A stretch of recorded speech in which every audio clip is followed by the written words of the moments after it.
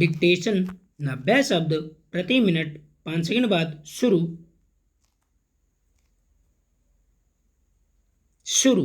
जनसंख्या नियंत्रण के उद्देश्य से भारत में वर्ष 1951 से ही परिवार नियोजन कार्यक्रम चलाया जा रहा है, किंतु जोर शोर से यह कार्यक्रम चलाए जाने के बावजूद देश में जनसंख्या सुरसा की भांति बढ़ती गई और जनसंख्या पर नियंत्रण पाने के मामले में भारत अन्य देशों के मुकाबले फिसड्डी साबित हुआ है।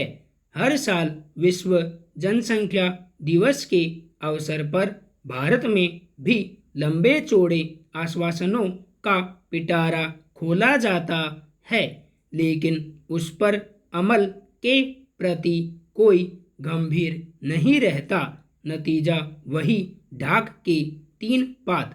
हालांकि यह बात सही है कि जनता की सहभागिता के अभाव में सरकार द्वारा जनसंख्या वृद्धि पर नियंत्रण पाने के लिए किया जाने वाला प्रचार प्रसार उतना उपयोगी साबित नहीं हो पाता। यह भी हकीकत है कि विगत दशकों में देश की जनसंख्या जिस गति से बढ़ी, उस गति से कोई भी सरकार जनता के लिए आवश्यक संसाधन जुटाने की व्यवस्था करने में सफल नहीं हो सकती थी।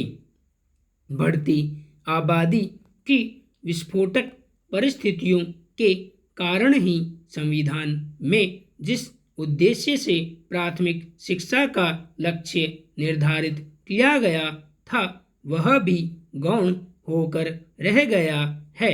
बढ़ती आबादी की वजह से बेरोजगारी की समस्या विकराल हो चुकी है।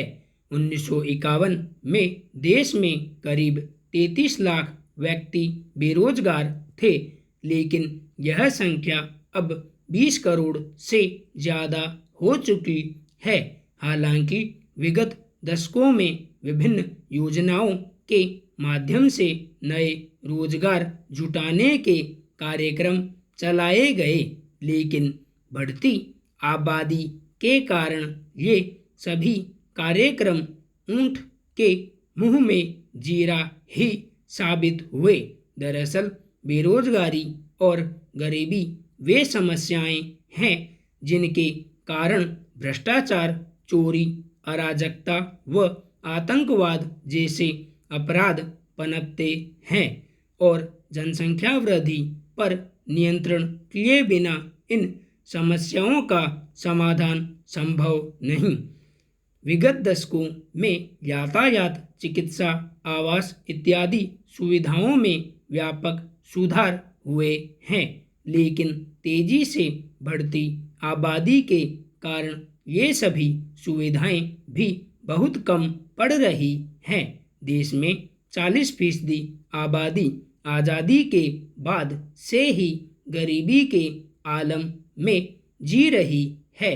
गरीबी में जीवन गुजार रहे ऐसे बहुत से लोगों की यही सोच रही है कि इनके यहाँ जितने ज़्यादा बच्चे होंगे, उतने ही ज़्यादा कमाने वाले हाथ होंगे, किंतु यह सोच वास्तविकता के धरातल से बिल्कुल परे है। तेजी से बढ़ती महंगाई के ज़माने में परिवार बड़ा होने से कमाने वाले हाथ ज़्यादा होने पर जितनी आय बढ़ती है, उससे कहीं ज़्यादा ज़रूरतें और विभिन्न उत्पादों की कीमतें बढ़ जाती हैं, जिनकी पूर्ति कर पाना सामर्थ्य से परे हो जाता है। इसलिए जनसंख्या नियंत्रण कार्यक्रमों की सफलता के लिए सर्वाधिक जरूरी यही है कि घोर निर्धनता में जी रहे ऐसे लोगों को परिवार नियोजन कार्यक्रमों के महत्व के बारे में जागरूक बनाने की और खास ध्यान दिया जाए, क्योंकि जब तक इस कार्यक्रम में इनकी भागीदारी नहीं होगी तब तक लक्ष्य की प्राप्ति संभव नहीं है। जनसंख्या पर प्रभावी रोक लगाने के मामले में चीन का उदाहरण सामने रखकर ही हमें आगे के लक्ष्य तय करने होंगे। एक दशक से भी अधिक समय से चीन की जनसंख्या स्थिर बनी हुई है, जिसका प्रमुख कारण यही है कि चीन सरकार ने औसत मृत्यु दर के आधार पर ही जन्म दर को भी नियंत्रित करने की व्यवस्था बनाते हुए छोटा परिवार रखने वाले लोगों के लिए विशेष सरकारी लाभों का प्रावधान किया, जिसके सार्थक परिणाम सामने आए हैं। संपूर्ण विराम।